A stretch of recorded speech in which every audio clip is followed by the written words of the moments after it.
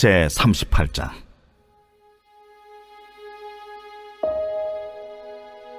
그때에 히스기야가 병들어 죽게 되니 아모스의 아들 선지자 이사야가 나아가 그에게 이르되, 여호와께서 이같이 말씀하시기를 너는 내 집에 유언하라. 내가 죽고 살지 못하리라 하셨나이다.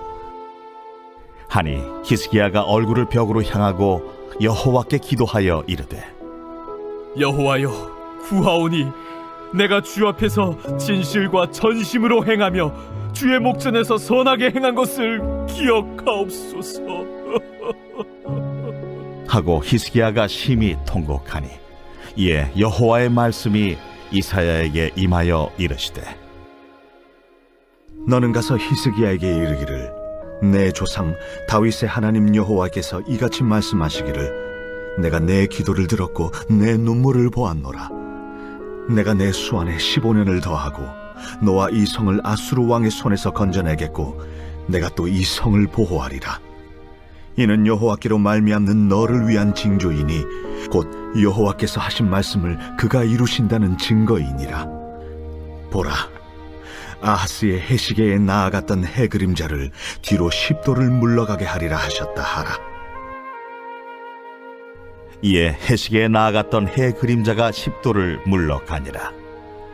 유다 왕 히스기야가 병들었다가 그의 병이 나은 때에 기록한 글이 이러하니라. 내가 말하기를 나의 중년에 스올의 문에 들어가고 나의 여생을 빼앗기게 되리라 하였도다. 내가 또 말하기를 내가 다시는 여호와를 배웁지 못하리니 산자의 땅에서 다시는 여호와를 배웁지 못하겠고 내가 세상의 거민 중에서 한 사람도 다시는 보지 못하리라 하였도다. 나의 거처는 목자의 장막을 거둠같이 나를 떠나 옮겨졌고 직공이 배를 걷어 마름같이 내가 내 생명을 말았도다.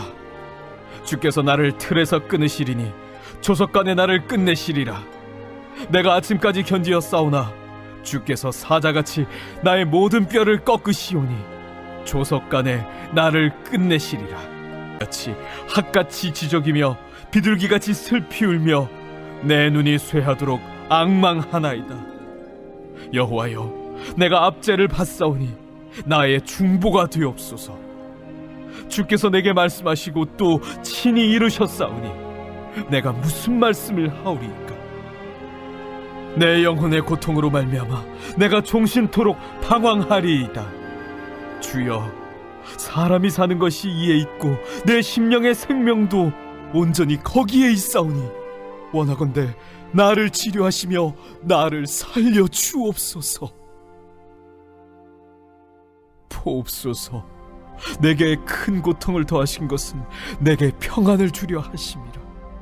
주께서 내 영혼을 사랑하사 멸망의 구덩이에서 건지셨고 내 모든 죄를 주의 등 뒤에 던지셨나이다.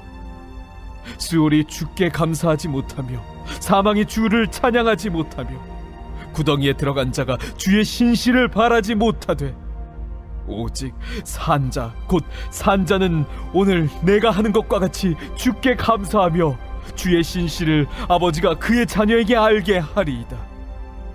여호와께서 나를 구원하시리니 우리가 종신토록 여호와의 전에서 수금으로 나의 노래를 노래하리로다. 이사야가 이르기를, 한 뭉치 무화과를 가져다가 종처에 붙이면 왕이 나으리라. 히스기야도 말하기를, 내가 여호와의 전에 올라갈 징조가 무엇이냐? 오늘 이사야 38장은 히스기야 왕의 생사가 걸린 중병과 기적적인 치유에 대한 이야기입니다. 이 사건이 우리에게 분명하게 말하고 있는 것이 있습니다. 그것은 바로 하나님의 치유는 그의 기도의 응답이다는 것입니다. 예수님께서 이곳으로, 이 땅으로 가져오신 하나님 나라의 중심에는 언제나 기도가 있었다는 것을 우리는 기억해야 합니다. 성도 여러분, 기도란 정확히 무엇입니까? 복음서에 예수님의 삶과 가르침을 통해 나타나는 기도의 그림은 아주 분명합니다. 기본적으로 기도란 구하는 것이요, 하나님께 뭔가를 요청하는 것입니다. 그럼에도 불구하고 많은 사람들이 이런 기도의 그림에 불편을 느낍니다. 내가 원하는 것을 하나님께 요청한다는 개념이 못내 거북하게 느껴지는 것입니다. 사람들은 자기의 유익을 위해 기도하는 것을 전혀 불가능한 일로 받아들이는 사람도 있습니다. 물론 기도는 구하는 것만이 전부가 아니죠. 자신의 소원을 구하는 것만도 아니죠. 하나님은 나의 욕심과 필요를 채우기 위해 존재하는 진이와 같은 분도 아닙니다. 그럼에도 불구하고 우리는 나의 관심사를 위해 반드시 기도해야 합니다. 기도를 불가능한 것으로 느끼는 내 모든 감정과 생각을 내려놓아야 합니다. 전에도 한번 언급했지만 달라스 윌라드 목사는 기도에 대해 이렇게 말했습니다. 솔직히 말하자면 우리에게 중요하지 않는 선한 것들에 대해 기도하려다 보면 기도가 소멸된다. 그 선한 것들을 위해 진짜 의미 있는 기도를 하기 위한 길은 정말 관심 있는 것들을 위한 기도를 먼저 시작하는 것이다. 그렇게 하다 보면 하나님의 큰 사랑 속에서 우리 관심의 반경이 반드시 넓어질 것이며 또 훌륭하긴 하지만 자신과 거리가 멀고 관심이 전혀 없으며 심지어 잘 알지도 못하는 필요들만을 위해서 기도해야 한다고 생각하기 때문에 많은 사람들에게 기도가 불가능해진다. C.S. 루이스도 이렇게 말합니다. 우리가 기도 속에서 우리 안에 있어야 하는 것이 아니라 우리 안에 있는 것 그대로 하나님 앞에 드러내야 한다. 이처럼 나에게 전혀 중요하지 않는 훌륭한 일에 대해 기도하려고 했을 때 반드시 기도는 죽게 되어 있다는 것입니다. 따라서 내 마음에 있어야 할 것이 아니라 실제로 내 마음에 있는 것을 위해 기도해야 합니다. 정리해 봅시다. 기도란 구하는 것이며 거기에는 단순히 우리와 하나님 사이의 인격적 관계가 전제되어 있다는 것입니다. 마치 인격적인 관계가 형성된 자녀가 부모에게 또 친구가 친구에게 요청하는 경우와 같습니다. 인격적인 관계가 형성되어 있고 쉽게 말해 친하니까 엄마 용돈 줘 하는 것입니다. 그러나 용돈을 달라고 하는 아들의 요청 앞에 엄마는 줄 수도 있고 안 줄 수도 있습니다. 엄마의 마음입니다. 자녀들은 엄마한테 용돈을 구할 때 주시겠지라는 확신과 믿음도 있지만 안 주셔도 날 사랑한다는 것을 안다는 성숙한 믿음도 있어야 합니다. 기도란 우리의 자연스러운 관심사를 자연스럽게 표현하는 것이며 하나님은 남을 위한 기도뿐 아니라 나 자신을 위한 기도도 들어주신다는 것을 기억해야 합니다. 두 번째, 과연 기도로 하나님을 변화시킬 수 있을까 하는 문제입니다. 하나님에 대해 이런 오해들이 있습니다. 어차피 하나님은 인간들의 기도 중에 당신이 원하는 기도에만 가끔 들어주신다는 생각입니다. 어차피 모든 일이 우리의 기도와 무관하게 될 대로 된다는 개념은 하나님을 진심으로 믿는 많은 이들의 생각을 사로잡는 망령입니다. 그것은 기도를 심리적으로 불가능하게 만들며 기껏해야 죽은 의식으로 대치시킨다는 것입니다. 하나님은 이런 기도에 응답할 리가 없고 우리라도 그럴 것입니다. 이 문제에 대해 우리의 생각을 바꿔줄 만한 구약의 두 장면이 있습니다. 첫 번째 장면은 모세가 시내산에서 10계명의 첫 돌판을 받고 있는 도중에 발생한 이스라엘 백성의 반역 사건 직후에 펼쳐진 장면입니다. 마음이 다시 이집트로 돌아선 애굽으로 돌아선 이스라엘 백성은 금송아지 우상을 만들어 숭배하며 한바탕 난장판을 벌였습니다. 그러자 하나님은 모세에게 그들을 진멸하시고 모세를 통해 새 나라를 세우겠다고 말씀하셨습니다. 이 대목에서 모세의 반응을 보십시오. 모세는 그 즉시 하나님을 설득합니다. 굉장히 충격적인 장면입니다. 하나님께서 친히 이 백성들을 애굽에서 구원하셨는데 이 계획이 그럼 실패로 돌아가야 되는 겁니까? 하나님 잘 생각해 보십시오. 만약 여기서 다 죽으면 애굽 사람들이 분명 이렇게 이야기할 것입니다. 하나님이 자기의 백성들을 죽이려고 광야로 인도했다고 말입니다. 그리고 아브라함과 이삭과 야곱에게 하신 언약, 그거 있지 않습니까? 이들은 그들의 후손입니다. 이들을 멸하시는 것이 그 맹세를 지키는 일입니까? 모세는 감히 하나님께 주의 백성을 멸하실 뜻을 돌이켜달라고 담대하게 청합니다. 그리고 결과는 이것이었습니다.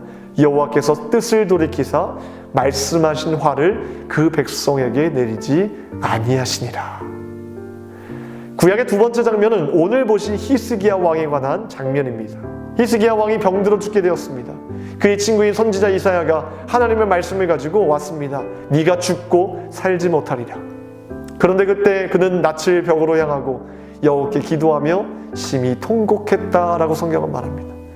그러면서 이 히스기야 왕도 모세처럼 하나님을 설득합니다. 자기가 주 앞에 진실과 전심으로 행한 것과 주의 보시기에 선하게 행한 것을 쭉 나열하면서 하나님을 설득합니다. 그때 하나님의 응답이 바로 오늘 말씀 5절 말씀입니다. 내가 내 기도를 들었고 내 눈물을 보았노라. 내가 내 수 안에 15년을 더하고. 즉 하나님은 그에게 15년의 수명을 연장시켜 주신 것입니다. 이 장면들 속에 하나님은 분명 어떤 하나님이십니까? 하나님 앞에서 신실하고 정직하게 요청하는 자들에게 설득당하시는 하나님이십니다. 우리는 하나님에 대해 이렇게 생각할 필요가 있습니다. 자녀의 요청에 좋은 것으로 주는 부모의 반응이 바로 우리 하나님의 반응이라는 사실입니다. 우리는 늘 기억해야 합니다. 하나님께 요청한 기도의 내용은 주어질 수도 있고 주어지지 않을 수도 있지만 어떤 경우이든 선한 이유가 있고 우리의 요청은 하나님이 하시는 일에 정말 큰 변화를 가져온다는 것을 기억해야 될 줄 믿습니다. 기도하겠습니다. 오늘은 환우분들을 위해서 함께 기도하겠습니다. 우리 환우분들과 또 불면증, 공황장애로 고통받는 우리들의 병을, 또 마음의 병을 치유해달라고 함께 기도하겠습니다. 기도하겠습니다. 하나님 나라의 중심에는 늘 기도가 있는 줄 믿습니다. 우리의 마음의 소원을 가지고 하나님 앞에 간절히 기도할 때, 하나님께 정직하게 또 믿음을 가지고 요청할 때 하나님께서 반드시 응답하실 줄 믿습니다. 이러한 믿음을 가지고 새벽마다 기도할 수 있는 저희들 되게 하여 주시옵소서. 특별히 환우분들을 위해서 간절히 기도합니다. 주님의 보혈로 덮어주시사 깨끗하게 치유하여 주시고 회복시켜 주시옵소서. 세우신 교회와 주의 사자 목사님 늘 영육간의 강건함으로 채워주시며 선포하시는 말씀마다 회복과 치유의 역사를 이루어 주시옵소서. 우리가 간절히 바라고 구하는 모든 것들 주님의 때에 귀한 것으로 응답하여 주실 줄 믿습니다. 모든 것 감사드리오며 우리를 구원하신 예수 그리스도의 이름으로 기도하옵나이다. 아멘.